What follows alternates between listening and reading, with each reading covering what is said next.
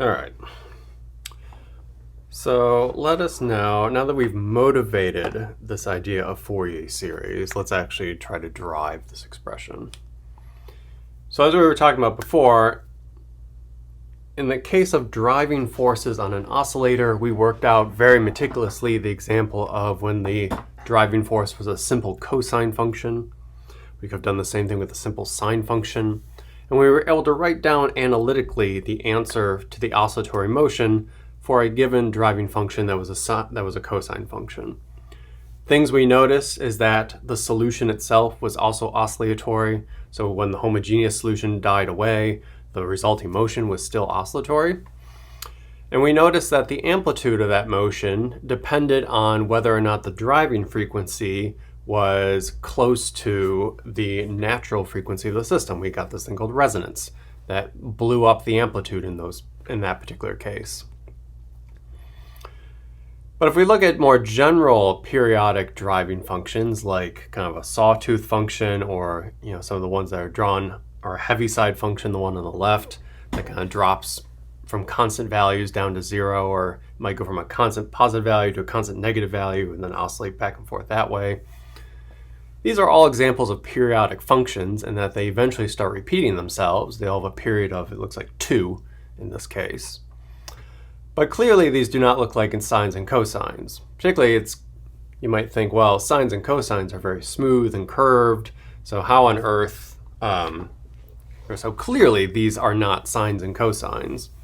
But I'm claiming that we can still nonetheless write down these functions, even with their sharp edges, as a bunch of sines and cosines added together. If we can do that, then we have in essence turned a periodic function into a bunch of sines and cosines. We know that we can then analyze sines and cosines as driving functions to oscillators. That then allows us to get something more closer to analytic in terms of understanding oscillatory motion when you have some sort of periodic driving force, where Fourier series will allow this to be for any shape of the driving force as long as it's periodic, or as long as we then make the assumption that it's periodic over some period. So this is the essence of Fourier series.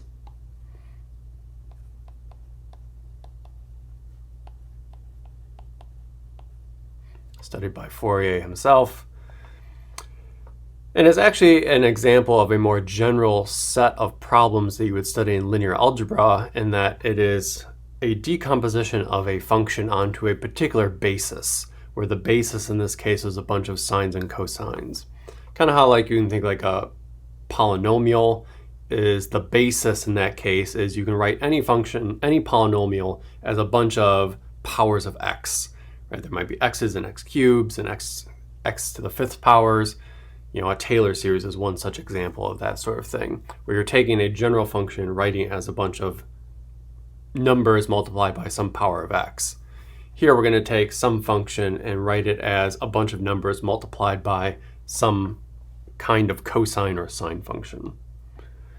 So Fourier series, we can write down that any periodic function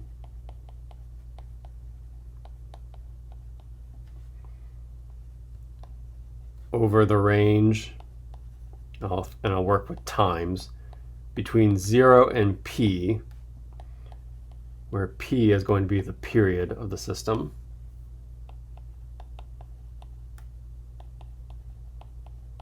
Sometimes you see it as between negative p over 2 to p over 2. I think it's easier to just think of it as being defined between 0 and p.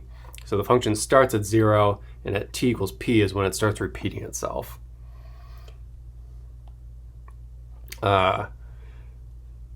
Any periodic function over this range where p is the period can be written as the following, where f sub t is going to be written as some constant a sub 0, which I'm going to divide by 2. That's just a convention. And then there's a big sum that goes from n equals 1 to infinity of a sub n, some number, times cosine of n times omega times t, plus a bunch of other numbers, b sub n's, They'll all be multiplied by sines of n times omega times t, where omega in this case is 2 pi divided by the period. So that is also just a number. So notice as n gets bigger, these are cosines and sine functions that have higher frequencies because that's larger numbers inside the parentheses. So as n gets bigger, the terms for these cosine and sine functions are terms that oscillate faster and faster and faster. And if we can find all the a sub n's and b sub n's and a sub 0, then then we have done this. And again, this is similar to what we did for Taylor series. Taylor series, you had a bunch of a sub n's multiplied by powers of x, and then in a Calc 2 course, you figure out that those a sub n's are related to the derivatives of the function with some factorials, worked in. Here we need to figure out what these a sub n's, b sub n's, and a sub 0 are in terms of the function itself. It should involve the function, obviously, and it's going to involve some trig functions. And where this appears beyond just driving forces that are oscillatory, think of essentially what you're taking is you're taking a function, which you can think of maybe as a signal, some sort of information that's given to you, and you're decomposing it into a series that is a superposition of frequencies. Right? Think music, for example. Right? Music, you hear some note that comes out of a trumpet. That is actually the superposition of a bunch of different frequencies. Right? There's some dominant tones, which might be the note that it corresponds to on a music scale. But then there's all these other overtones that are being played, which gives it the timbre, which makes a trumpet sound like a trumpet versus a clarinet. And if you take that signal that comes into your ear, right, and if your ear were to do a Fourier series of that signal, it could break it up into how much of each of the individual frequencies are you hearing, and how much of the individual frequencies would be kind of corresponding to the values of the A's and the B sub n's. Larger numbers would mean that there's more power in that particular frequency than compared to other frequencies. You see this in signal analysis, like if you have one of those stereos where you have all those little bars, light up bars that kind of oscillate back and forth or kind of flash on and off as music is playing. Right, what those bars are measuring is essentially it's measuring particular Fourier coefficients for particular frequencies, and it's showing you how much frequencies are coming at the low notes versus the high notes, that sort of thing. This also has lots of uses beyond just music. We've all used JPEGs as an image, as a digital image of on a computer. Back in the day, right, the kind of typical image format was kind of I think it was called a .bmp, which I forgot what that stands for. But essentially, if you had an image, each pixel had a red, green, and blue amount of data that it stored, and that was how information was stored. And so then a computer could recreate the image by putting that much red, blue, and green at each individual pixel. And as a result, the files were enormous in size, because you could think if you have 1,000 pixels, each of them has 3 pieces of information, plus maybe some other things. The data can get really large really fast. And kind of the motivation for things like JPEGs is that it doesn't actually store the red, green, and blue amount for each individual pixel, but rather it's doing something similar to a Fourier analysis of the picture. So it's calculating these coefficients for the different colors on the assumption that this sort of series actually converges very rapidly, that while it goes out to infinity to get it exactly right, you can actually only go out to, say, I forget what it is for JPEGs, like a few hundred or so before the series itself converges to a level of detail that is hard to notice when you look at it with just your eyes, that's any different from the original image where all the data was there. So JPEG images essentially do this Fourier analysis on the colors and store, instead of RGB data for each pixel, it stores a set of Fourier coefficients. And then when you open up the JPEG, it essentially does the inverse process and turns it back into an image.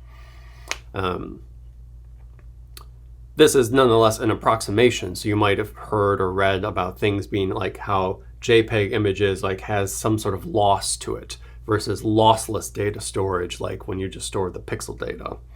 And that's, again, because the JPEG is doing an approximation to the original data with the gain that it has a file size that's considerably smaller compared to if you're storing all the raw data. Which is why if you have like fancy professional cameras, right, they usually store all the data because you want to be able to do whatever photo editing you want. So you want all the data possible. But then when you export it for production, you might then store it as a PNG or a JPEG, right, something that is much smaller in size, but still has all the necessary detail that you want to export. And there's other examples of this as well. Kind of oscillatory motions are very popular, are very used frequently in astronomy. You know, radio astronomy, if you think of those big radio telescopes that look like big satellite dishes, right? If you think of a telescope as collecting a bunch of photons, that picture really only makes sense for photons that are very, smaller packets of energy, so visible light, X-rays, stuff like that. With radio astronomy, where you have much longer wavelength kind of electromagnetic waves, really what it's doing is it's doing a Fourier analysis of the electromagnetic signal that is coming through and is particularly sensitive to the longer wavelength radio wavelengths, and it can decompose that into a set of radio frequencies. So lots of good use. You're using these Fourier series all the time, even though you never realized it. So let's try to figure out how we can figure out what this Fourier series is all about, how we can calculate it on our own. Like I alluded to, this relies on a kind of thing of like orthogonal bases, which is something you do in a linear algebra course. But the derivation of this relies on the orthogonality of trig functions.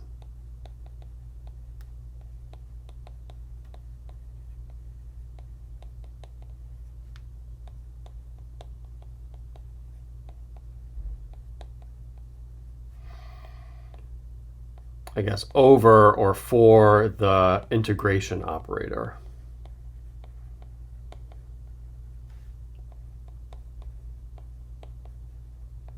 What the heck does that mean? Well, we've seen an example of orthogonality with vectors. Right, for vectors, we could define this thing, which I'll use brackets to define. Right, I could define some operation that acts on two vectors, and I might call that the dot product. Right, so I have some operator where if I give it two vectors, I can do something with those two vectors, namely take their dot product. And we defined orthogonality to be 0 when they are perpendicular. So there was a geometric interpretation to being perpendicular there. We can visualize that easily. So 0 when orthogonal. That's kind of the math version of saying perpendicular. We can do that as well for, that was an operator that acted on two vectors. We can define something similar for, say, two cosine functions, right? Cosine of n omega t and cosine of n m omega t, where n and m might be the same, they might be 0, they might be different. But we could define an operation on these two as, say, the integral from 0 to p of their product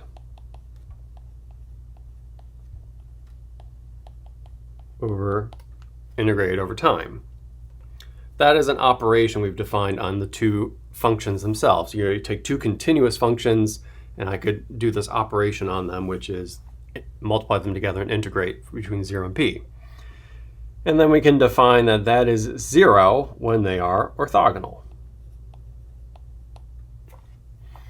So again, it's not that the functions, again, I don't know how to visualize two functions being perpendicular to one another, but it's kind of an abstraction on that idea of that if you have this operation on two functions, when it's equal to 0, we call those two functions orthogonal for that particular operator.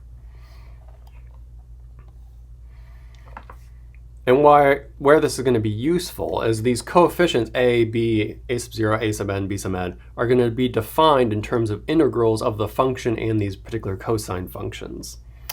So we're going to have to do a couple examples of, we need to see what I mean by the orthogonality of the cosine and the trig functions.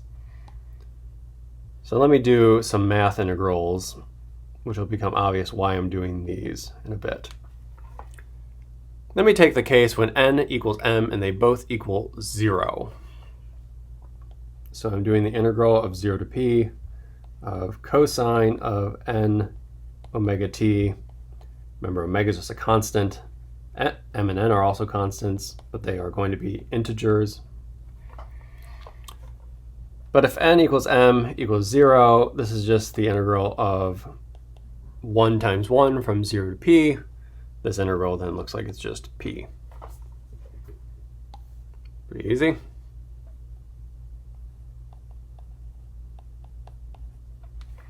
What about when they are equal to one another, but they are both not equal to 0? They're both equal to, say, 2 or 4. Well, then this ends up being the integral of cosine squared of, let's use n omega t dt, since they're both equal to one another. And I love power reduction formulas if I'm trying to integrate cosines and sines. So this is 1 plus cosine, not squared, but now 2 n omega t. There's a 1/2 out front as well.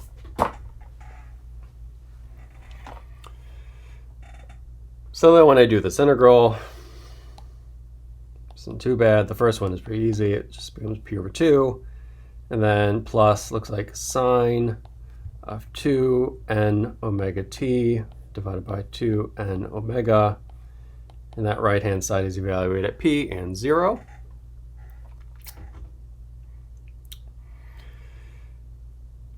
And so when I evaluate this, I know sine of 0 is 0. So I know this is just going to be p over 2 plus, looks like sine of 2 n omega times p, all divided by 2 n omega. But then I'm going to recall from above, where is it? Here, that omega is 2 pi divided by p. So I'm going to use that to my advantage down below. I realize my screen just went away.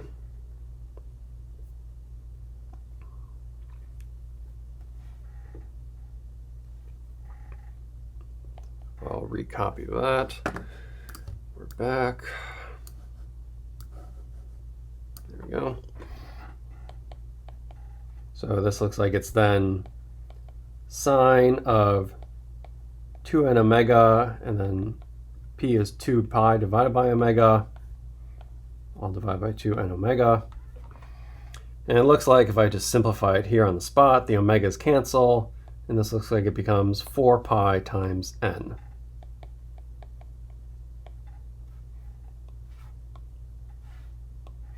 Where n, we're going to assume, is an integer, because if we think back up to the series, I'm going to ultimately be plugging in n equals 1, 2, 3, 4, 10, whatever. So we could ask ourselves, can I say what sine of 4 pi times n is when I plug in any value of n? Because n is, if it's 1, sine of 4 pi, well, that's twice around the unit circle, so that's the same thing as sine of 0, which is 0. When n equals 2, that's 8 pi. It's 4 times around the unit circle, and you're back at the same point. Notice that every value of n, you just go 2 times that around the unit circle, and all of these are the same thing as sine of 0. So this is actually only just p over 2. Pretty straightforward. All right, so when they're equal to one another, there is a non-zero value. Now, let's do the case where they're both non-zero, or actually at least one is non-zero.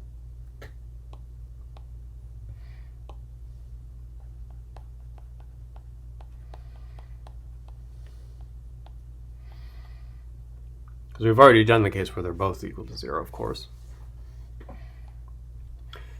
Then what do we have? Well, then we have the general function that we're integrating, n omega t, cosine of m omega t dt.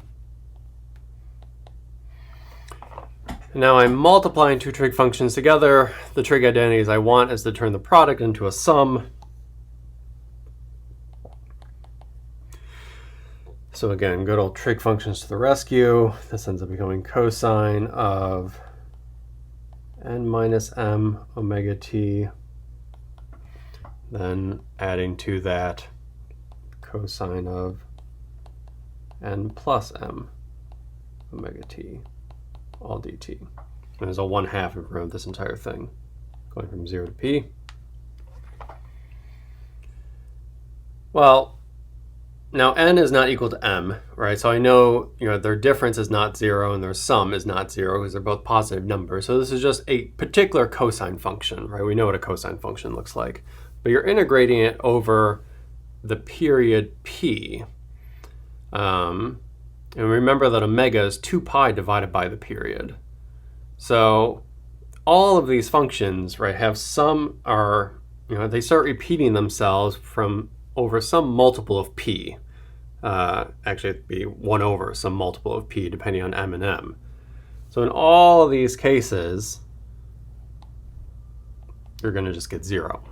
And you could, this is not too hard. You could do a u substitution and convince that of yourself. But every up is going to have a down. Even though there might be many of them over from 0 to p, but it's all going to integrate out to 0. So, and again, there's the idea of orthogonality. These two different cosine functions, when you multiply them together and integrate over the period, become 0. And I'll just write same exact relationships for the sine functions.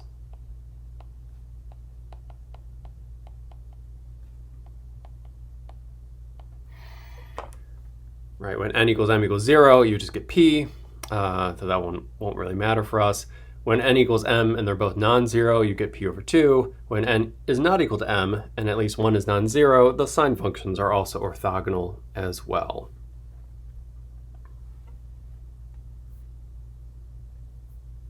And then there's the last one, the last possible combination. I don't know if we need this. Oh, we do need this actually. What happens when you have a sine and a cosine as well between 0 and p? Well, that one's pretty easy too, right? You could let u be sine, then du is cosine. There's some constants flying around. It's easy to show that this is also 0 always. I think it doesn't matter if m and n are equal or non-zero or not 0 or different. It's always the case. So we have, these are the orthogonality relationships that we have for the sines and cosine functions. So to remind ourselves, we want to write a function as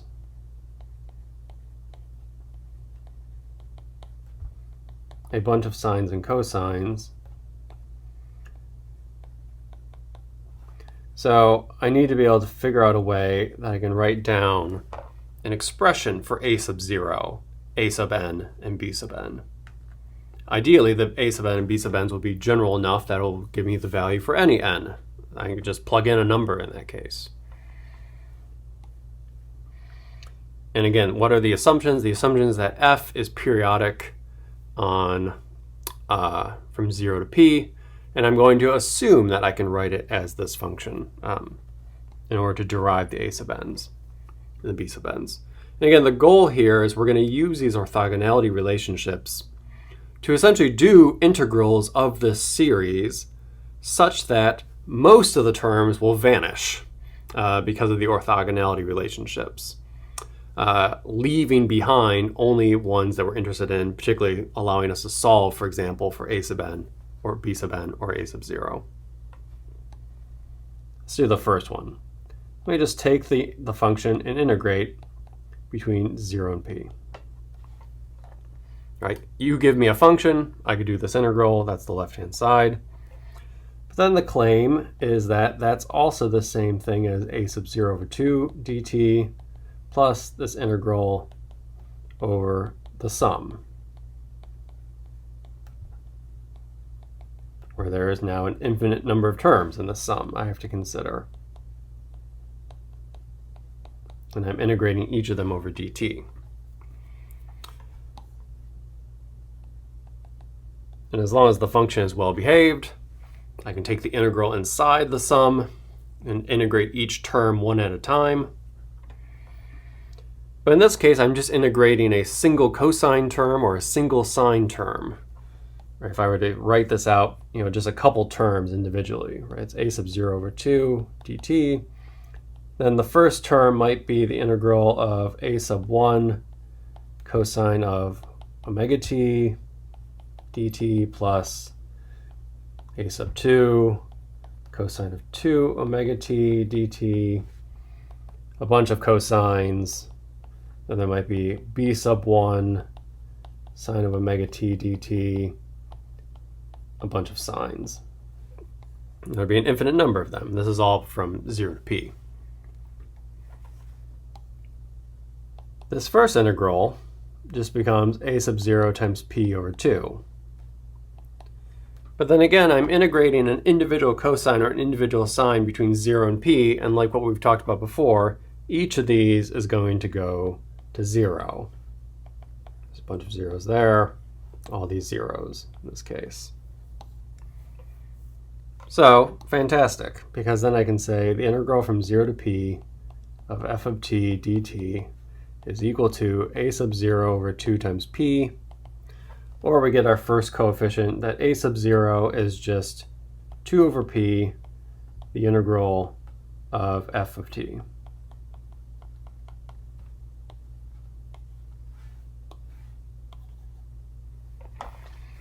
Give me a function, I'll do that integral, I'll figure out what p is, and I'll do 2 divided by p multiplied by the integral, and that's going to give me a number, that's a sub 0.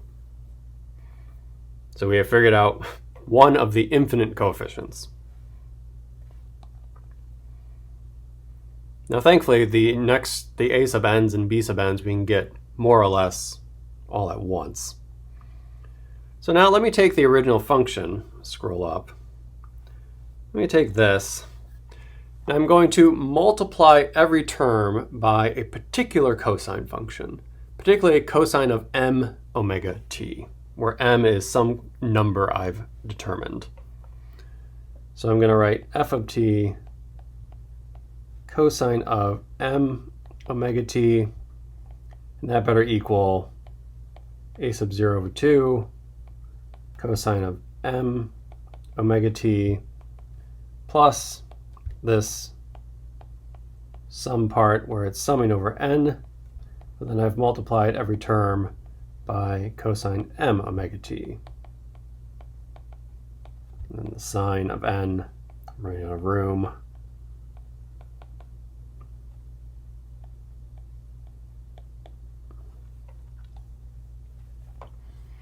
And now I'm going to integrate over 0 to p. So now I'm going to do the integral of 0 to p of f of t, now multiplied by a cosine function, m omega t dt.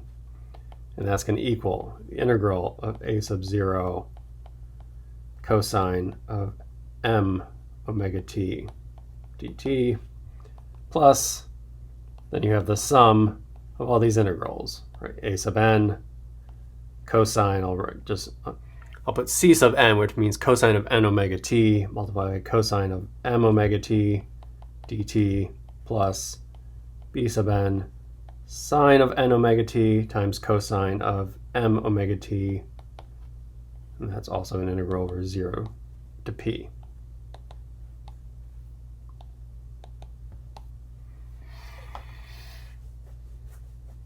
And then we pray that a lot of these go to 0. And of course they do. Right? This one is just integrating over a single cosine, that goes to 0. We already talked about when the sine is multiplied by cosine, all of those go to 0. It kills out an infinite number of all the b sub n's. But now what's going on here? When n does not equal m, we know that that integrates out to 0. So when n is 1 and m is 10, that integrates to 0. When n is 2 and m is 10, that's 0. When m is 9 and m is 10, that's 0. When n equals m, that one does not go out to 0. But then when n is 11 and m is 10, all the rest are 0. So ultimately, there's only one term, because of the orthogonality, there's only one term that survives this big ol' sum.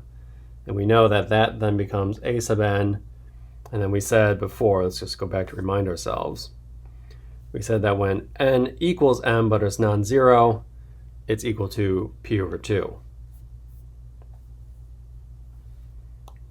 So then this integral looks like it just becomes p over 2 for the value of n equal to m. So I'll write as a sub n. Because all the other n's went away. Remember, the sum is over n. So there's an infinite number of n's, but only one particular m.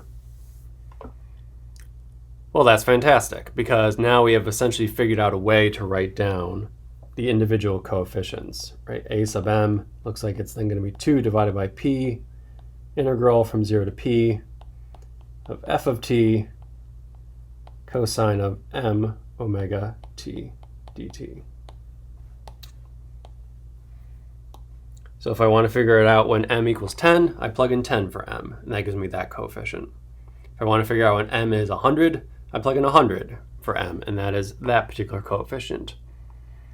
Since m is just a number, maybe I can do this integral analytically and not have to plug in a value of m, and then I get an infinite number of coefficients all at the same time.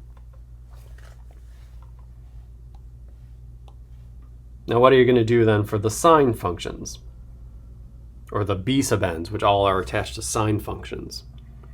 Well, then you do exactly the same thing. You multiply the function by sine of m omega t throughout. Integrate that. All the cosine times sines go away. All the sine times sines go away, and except that one particular case where m equals n. So then, similarly, the b sub n's then equals 2 over p, the integral from 0 to p of f of t sine, I'm sorry, this is m, of m omega t dt. And we've done it. We have figured out the values of all the coefficients. Right? If I can do those three integrals, that should give me the values of all the coefficients for the Fourier series throughout. Now, unfortunately, often these integrals are not that easy to do. Right?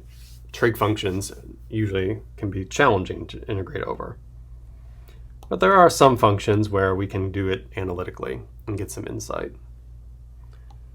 So let's do the example of a piecewise function that's a step function. It's equal to 1 when t is between 0 and 1,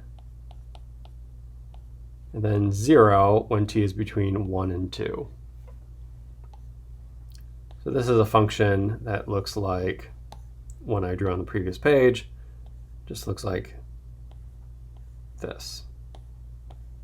Right, there's some non-zero constant force being applied, and then it goes to 0, then it starts to repeat itself. What I've defined on the left-hand side, right, the thing on the left-hand side is not necessarily a repeating function, right? This is not itself a repeating function if that's all I plotted, right? You would only then be plotting this part right here. That is not a repeating function, clearly. But if I take this, essentially the idea of Fourier series is give me a function that's defined in this case between 0 and 2. And a Fourier series, what a Fourier series is going to do is that it's going to take that non-periodic function and it's going to turn it into a periodic function that just repeats itself over and over and over again, given what you've defined. And also it would go right to negative t's as well. So it's going to turn this into something that just repeats itself over and over and over again. Because again, cosines and sines repeat themselves, and this is being defined as a periodic function. So it looks like in this case the period is 2, because my function is defined between 0 and 2, and then the Fourier series is going to make it start repeating itself beyond that. So then omega is 2 pi divided by p, which looks like then omega is just pi.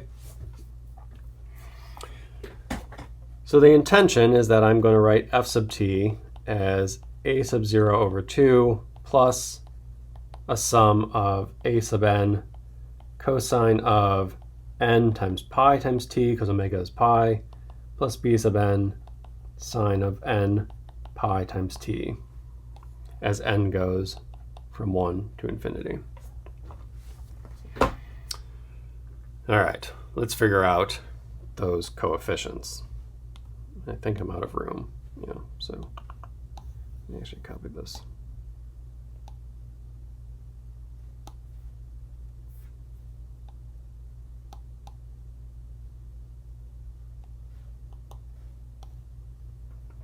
So a sub 0. We define a sub 0 to be 2 divided by p, being 0 and p of f of t.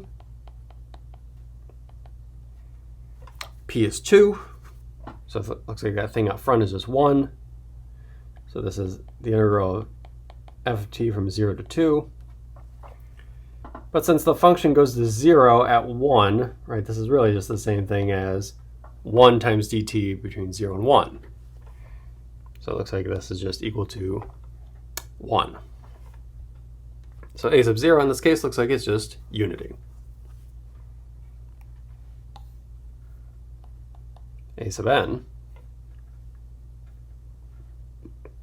again, 2 divided by p, p is 2, looks like the integral from 0 to 2 of f of t cosine of n pi times t, dt. So then this looks like it's just integral from 0 to 1, because again, the function goes to 0 from between 1 and 2, of cosine of n pi times t, dt. The period is not 1, so we should be careful here to make I don't know whether or not this goes to 0 or not. But this then looks like it's sine omega, sine of n pi t, omega is pi, divided by n times pi, between 0 and 1. Sine of 0 I know is 0, so this looks like it's sine of n times pi divided by n times pi. Where n is 1, 2, 3, 4, n is a positive integer. So when n is 1, sine of pi is 0. When n is 2, sine of 2 pi is 0.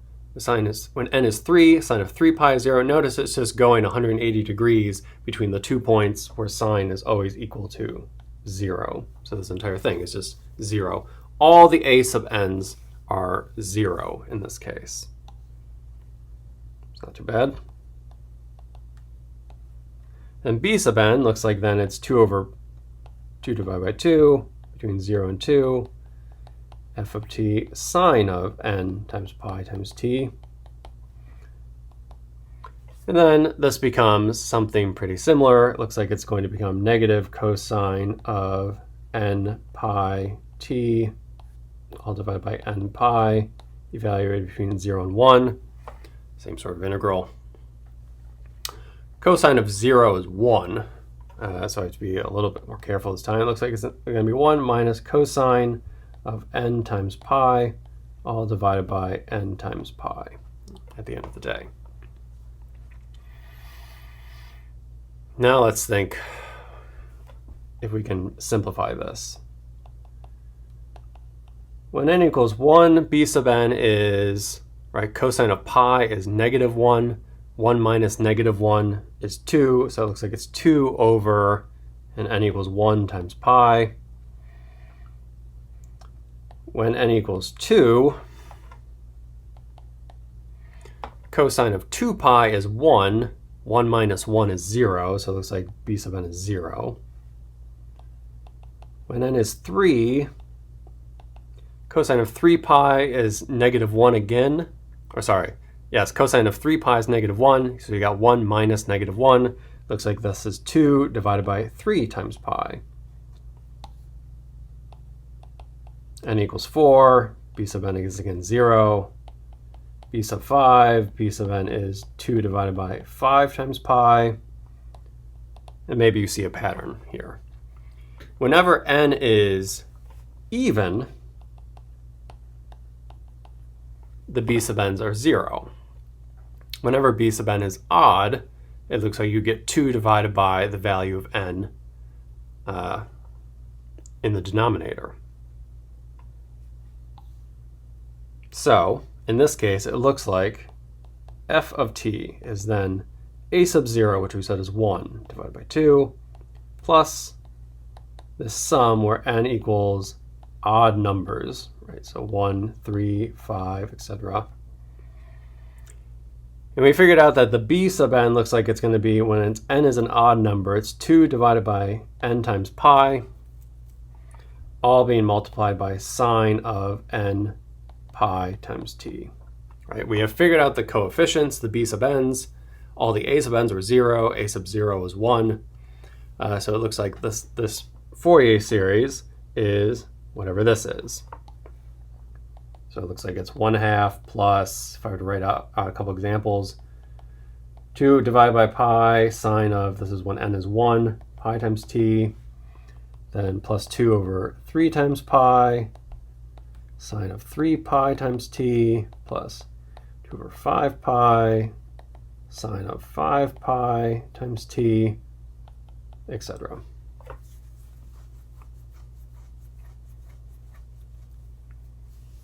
Sometimes it's useful to write this as a simple sum where I don't have to have that n is always odd. Like, it'd be nice if I could have the summation be something that is just 1, 2, 3, 4, 5, 6, 7, 8, 9. You know.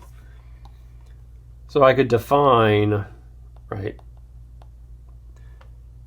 I could define a value of m such that n equals 2m plus 1, where m equals 0, 1, 2, 3, etc. So notice when m is 0, n is 1. When m is equal to 1, n is equal to 3. When m is equal to 2, n is equal to 5. So this is a way to turn it into something where I'm just counting by m, 1, 2, 3, 4, 5, 6, 7, but that makes n go by just the odd numbers. So then it looks like f of t could be written as 1/2 plus, and then I'm going to add sum over m, going m equals 0 to infinity. Then I just have to be careful. It was 2 divided by pi times n, so 2 divided by 2m plus 1 times pi, all multiplied by sine of 2m plus 1 pi times t. And that is a condensed version of the Fourier series for this particular function. And indeed, we have turned this trig function, or this step-side function, into a series of, in this case, a bunch of sines. Now, it'd be nice to actually see this. So let us, I don't know why it does that when I switch apps. Let us go and actually take a look at some of these. Even the size has changed. Whatever. Let's see. So let's look at this function right here. So in this function, right, I have as my black, or as this blue curve, there's the function that we're trying to find a Fourier series for. It's 1 between 0 and 1, and it drops down to 0 when it's between 1 and 2. I could have plotted just a sub 0 over 2, which was a half, right? Then it would have just been a straight line that kind of goes through the midpoint of the function. That wouldn't have captured the Fourier, that wouldn't have captured the actual function that well. The black curve is showing if I add just the first odd term. So this is, the black curve is showing 1/2 plus 2 divided by pi sine of pi times t. So it's just a single sine function. And notice here it's clearly not doing a great job, but you can see kind of where the blue is high, the black is high, and we're down here where the blue is low, the black is low. Here's if I add two terms, right? Because remember, n can only be odd. N equals 2 doesn't have anything. So this is 1/2 plus 2 over pi sine of pi times t, plus now 2 over 3 pi sine of 3 pi times t. So you got some oscillatory motion, and notice that, right, it's still kind of high where it's high and low where it's low, but still not, terribly representative. Here's where I add an additional term, so I'm adding now 2 plus 2 over 5 pi sine of 5 pi t. Notice it's actually getting better. Here's if I add a couple more terms, right, so I have 5, 7, and 9 now added in.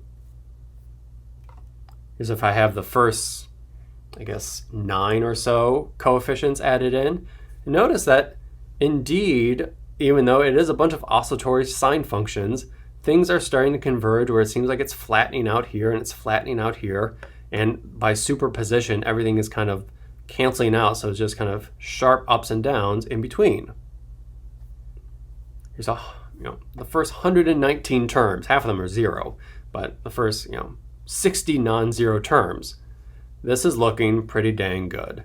This very sharp edge thing is being turned, even though it's a bunch of sines and cosines, is being turned into a very sharply defined function.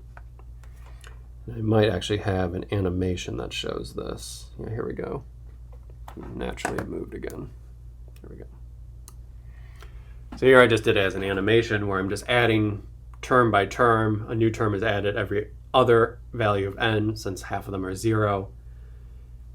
And notice as n gets bigger, the overall Fourier series does appear to converge to this sharply edged non-periodic function, but the sines and cosines, notice it's making it something that repeats itself over and over and over again. What's going on at the edges, you ask?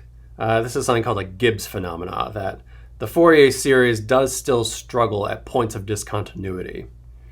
It's unavoidable, and you have to really be careful about these things if you're doing signal analysis, because it can introduce little artifacts. But other than those little points of discontinuity, it does a pretty fantastic job, even though it's, again, a bunch of sines and cosines.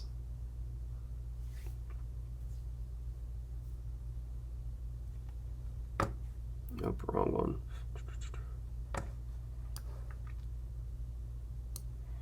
Though it did take a little bit of mathematical effort for us to get there. Let me, again, because the math itself is not super illuminating the more we do this, let me give the answer to a couple other functions, and let me show some animations, and then talk a little bit more about the practicality uses of this stuff. Let's do f of x is just t between -1 and 1. So in this case, it's a function that is defined to be something that looks like this. So it looks like it has a period of 2. So omega is still going to be 2 pi divided by p, so it looks like omega is still going to be pi.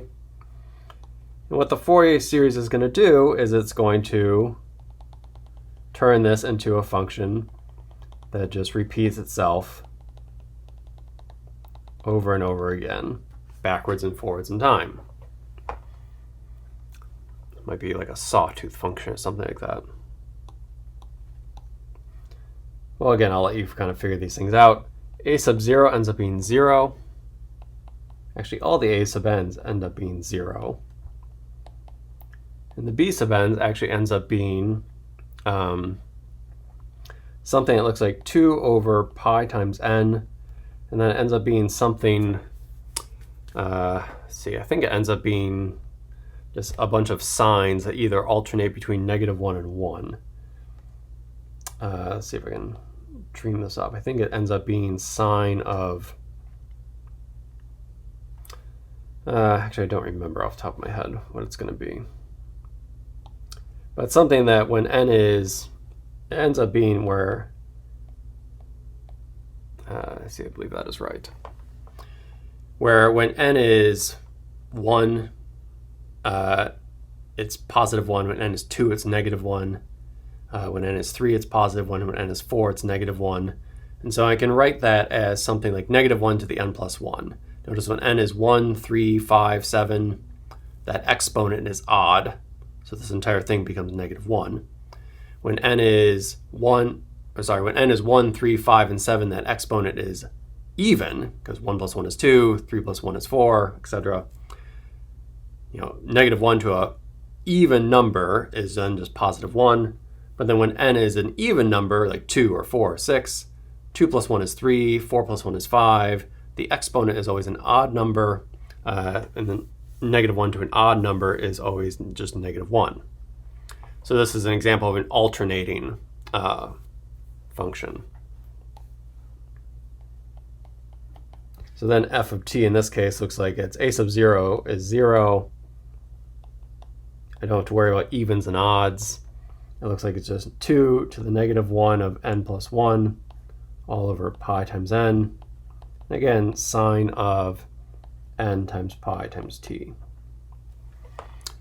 So not exactly the same as the one before. It does look kind of similar, but this is an alternating series, and there is still just a bunch of signs. And let me show an animation of that in a second. Let me write down all the math first. What about an alternating function that's just t between 0 and 1, and then 2 minus t between 1 and 2?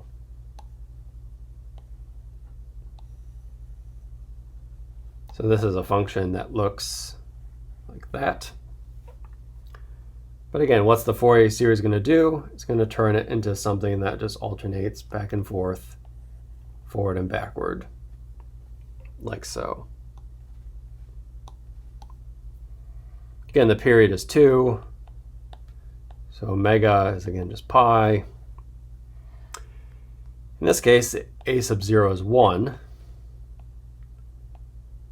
The b sub n's all end up being 0 this case. You can explore that in the problems, right? It has to deal, when the a sub n's and the b sub n's are 0, it has to deal with whether or not you have even or odd functions. And then a sub n turns out to be negative 4 over pi squared n squared for n odd. So n equals 1, 3, 5, etc. Similarly, all the even ones disappear. So then you could write f sub t as something like a sub 0 is 1, so it's 1 divided by 2 plus the sum of negative 4 pi squared, and then n squared sine of n pi t, oh nope, cosine, because the a sub n's in this case, cosine, where n is odd.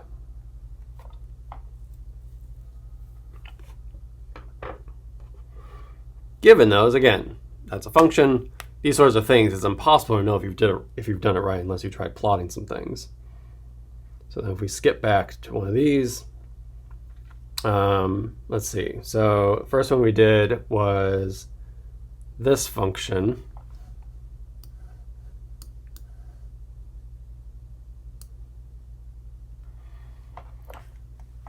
I'm not sure why it's so jagged. There we go. All right, so in this case, as you add more and more terms, notice that the Fourier series indeed appears to converge to this straight line, and it then starts repeating itself after its initially defined range. I'll note that you would get a different Fourier series if I had this start, say, at -1 at 0 and then go up here to 2, right? So essentially take the same thing but just displace it a little bit. That would be a different Fourier series. So that's why we have to be careful of, the integrals that we did for the a sub n's, the b sub n's, a sub 0 was defined over the range. Maybe I should have actually explicitly wrote that down. That when you have, for example, let me write it down for one of these up here. So in this case, the a sub n in this case would have been 2 over the period, the range not from 0 to p, but from -1 to 1, the function times cosine of n omega t, where omega is pi, dt. And that's how we would have evaluated the a sub n for that particular function, right? Because it's defined between -1 and 1. The period is still 2 in this case, but it's over, you're integrating over the range you defined it as. It's not always from 0 to p. I just did that, for simplicity before. But just a quick note to make there. All right, let's go back to this. So then we have let's see, we also then have, let's see, we did the step function, then we also have the triangle that goes up from and then back down. Ugh. Which in this case, notice that the Fourier series converges very rapidly. It very quickly, after only a dozen or so terms, ends up looking almost exactly like the triangle. You do not need really an infinite number of terms to perfectly capture what's going on. And also notice, since there's no points of discontinuity, you don't have any of those weird Gibbs phenomena going on where it gets ziggy-zaggy at the discontinuity. It is perfectly smooth, even at those corners, which is remarkable. But something I'll now point out to try to connect this back to what some of the stuff we were talking about before. Here's, for example, the first term of the Fourier series, right, besides the constant term. Right, add one of the first cosine. So you have just a simple cosine that's oscillating about a sub 0 over 2, which is a half.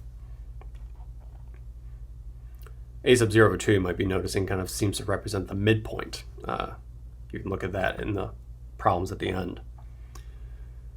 So notice here that after only one term, right, this function is doing a decently good job representing this function, particularly along this range here and then this range here. It's doing a pretty good job. And then as you add more and more terms, you get all the little details in, but just the first term itself did pretty good at representing the function. In essence, we're saying that there's a lot of power in this first term because it itself really does capture the essence of the function with all the little details, not requiring quite as much power, but you have to add them in order to get all the little details correct. So if we were to take this analogy, if we were to force this analogy with, say, music, if this triangle shape was a musical note that was blown at you, what your ear would do as a Fourier analysis system is it would decompose it into having a lot of power at this particular first frequency. So this would be probably the pitch that you hear because that's where most of the power is located, where all the other pitches have a much smaller amplitude in order to get all those, and you need them to get the details correct, but in order to capture the general essence of the shape, there's a lot of power in this first term compared to the others. We can actually plot that, where in this term, I'm just plotting the value of the coefficient in front of the cosine term, as n goes from 1, 1, 2, 3, 4, 5, 6, 7, 8, 9, 10, etc., not including a sub 0. And notice for the coefficients, well, you notice that all the even ones are 0, as we talked about, and that only when n is 1, 3, 5, 7, 9 are they non-zero.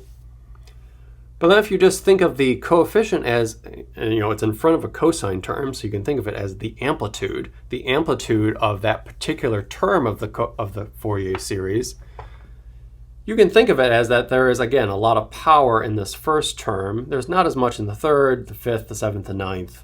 And so in terms of how much energy is being carried, if we now try to switch this analogy, right, to kind of energy being carried via signal, most of the energy is being carried in kind of this first signal, in this first term of the that has a particular frequency, compared to the ones that have smaller frequencies and additionally smaller amplitudes as a result. So this is kind of signal analysis ideas, right, where you're looking at how much power is being carried by particular coefficients. And again, with music, what you would do is you would see there would be kind of very particular pitches where there's a lot of power being represented, and that would be kind of the fundamental tone and the overtones. The fundamental tone being kind of the pitch you hear, right, and what note it corresponds to on a music staff, with then the overtones being different for different instruments, which is then what makes a trumpet sound like a trumpet and a clarinet sound like a clarinet, even though they might be playing the same note. That sort of analysis, signal analysis, or discrete analysis, can be done to a wide variety of things that repeat themselves. Let's consider this, for example. So this is measuring, since January 1749, the number of sunspots that appear on the sun. So how many sunspots people counted, they label that for that particular month, and then notice as the months go on, So January is 0, February is 1, March is 2, for 1749, et cetera, out to pretty close to recent times. Notice that the number of sunspots does appear to fluctuate, and it does seem like it kind of repeats itself. It has kind of this motion that repeats itself. Well, you can figure it out. I won't give the answer right away. But then there's also kind of this gradual undulation that's going on. Maybe that's something. But there definitely seems to be a lot of power in this oscillation that occurs from, say, here to here, or from here to here, right? That seems like there's a lot of action that goes on in whatever that period is.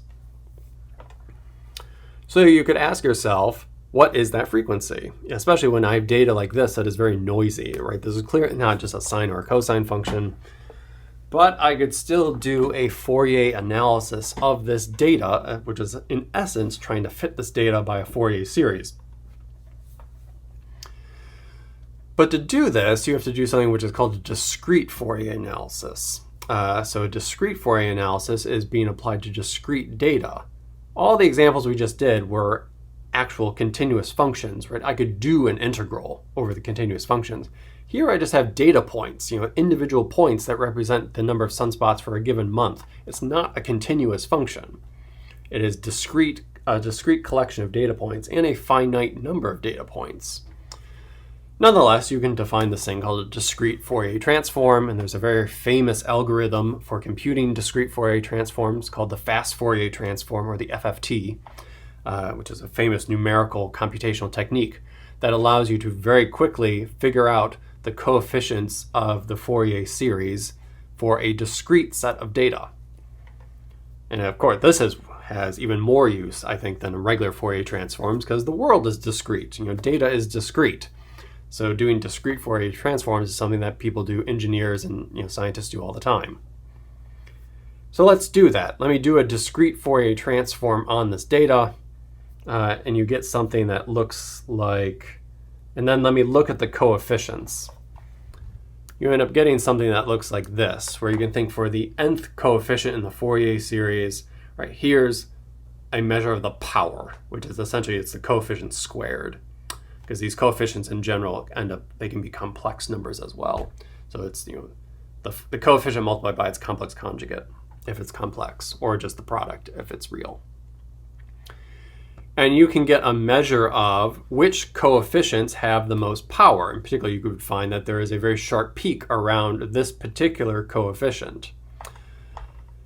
And then knowing, for example, that this data is over a given amount of time, right? If I'm fitting a Fourier series to this entire data, I'm saying that the entire thing starts here at 1749, goes out to 2000 whenever, and then a Fourier series would then start repeating itself. So the period would be kind of starting from here and all the way out here, and I'm fitting that data and assuming then it starts repeating itself. So I could ask, right, for a given coefficient, where there's a lot of power, and this power is corresponding to kind of when it goes from here to here, or from bump to bump, or from trough to trough. How much power is going on with these kind of very rapid oscillations in the data. You could then go crunch through the numbers, and you would figure out that that corresponds to a cycle that's about 11 years. So what that's showing you is that the sun, by just collecting this data, which is noisy, and every peak is not exactly at the same spot, and every trough is not exactly at the same spot, it's saying that a Fourier series would suggest that there's a lot of power in the cosine and sine functions that repeat themselves every 11 years, which then reveals that the sun goes through a period of kind of high and low sunspot activity every 11 years, which is the sunspot cycle. It actually ends up being 22 years because it has something to do with the magnetic field of the sun. Because every 11 years, the magnetic field of the sun flips. So it really starts over every 22 years, where the magnetic field of the sun starts over at the same spot again. But of course, that data isn't captured in this data here. So of course, it would pop out that there's a lot of power in 11 years and not 22 years. So again, that's another use of how Fourier analysis can be done to seemingly periodic data, noisy periodic data, and you can still get an interesting answer at the end of the day. Last one I'll show is just kind of for fun. If in 1D, why not 2D? Why not 10D? You could, of course, do Fourier analysis on two-dimensional functions. Essentially what you do in that case is you do a Fourier analysis for both the x direction and the y direction simultaneously. This is more easily done with complex numbers. But the cool thing there is that if you do a Fourier transform of a two-dimensional object and turn that into a bunch of sines and cosines, well, if you think about the unit circle, right, we decompose the unit circle into a bunch of sines and cosines, right? Cosine correspond to the x, sine correspond to the y. Essentially what you're doing is this thing called, you're creating epicycles, which are circles rotating on top of circles. A 2D Fourier series is a bunch of circles rotating on top of circles. And so you could compute, like I'm doing here, notice it's just a bunch of circles. I think there's about a dozen circles, and a bunch of them are really small there and kind of compressed. Each circle has its own radius. Each circle has a particular rotational rate as given by the Fourier series, right? Different terms rotate faster. And I've conveniently arranged them. I've rearranged the sum so it goes from big to small, just to make it easier to look at. And notice in this case, what it's doing is essentially a 2D Fourier series as it rotates. It's really just a bunch of circles rotating on top of circles. You are never lifting the pen up. The pen is drawing a continuous line, and without ever lifting the pen, you can draw essentially any 2D shape that you want. And once it gets to the end of the shape, it just starts repeating itself over and over again. So you can do this, of course, with the discrete Fourier transform. So I figured, in honor of Isaac Newton, here's my 2D discrete Fourier transform, or epicycles, of Isaac Newton. And I think this is about 500 circles rotating on top of circles. If you understand complex numbers, it's not too hard actually to do, as long as you can also do a Fourier analysis. Here I thought maybe it was kind of fun to draw Isaac Newton out in space with epicycles on top of epicycles. This epicyclic idea, actually a little bit of history, actually there was an earlier version of this that Ptolemy and Aristotle and them had ideas of. They thought this was how the motion of the planets looked, because they wanted the Earth to be at the center of the solar system, which is incorrect, but they still wanted to describe the motion that they would observe in space as the planets they thought orbited around the Earth. But since in reality the Earth also is orbiting the Sun, some of the motions of the planets, particularly Mars in general, exhibited this weird motion where we kind of go forward, but then we'd go backwards a little bit, and then we go forward, then we go backwards a little bit. We call that retrograde motion. And so essentially a model that they came up with in ancient Greece is they had these models of, essentially they said Mars goes around the Earth, but not in a circle, but it goes around the Earth as a circle on top of a circle. So there were kind of a simple 2D two-circle epicycle that Mars would rotate around. And that would allow Mars to sometimes always be going forward, but sometimes would look like it's going backwards a little bit. So in essence, what the early Greeks were doing is they were discovering the idea of Fourier series long before Joseph Fourier actually wrote down anything about Fourier series themselves. And had the ancient Greeks the computing power, because remember they're doing all this by hand, had they the computing power, they could have actually calculated enough epicycles where they could have actually gotten the motion of Mars exactly right, while still thinking that the Earth was at the center of the solar system. So maybe in this case it's a good reason, or we should be thankful they did not have computers, else this epicyclic idea would have persevered for even longer. Though it persevered for over a millennium. It wasn't until Copernicus came around that actually people started to, over a millennia later, almost 2 millennia later, that people started to break free from this idea that the Earth was at the center of the solar system and that the motion of the planets were described by circles on top of circles. All right, so that is Fourier series.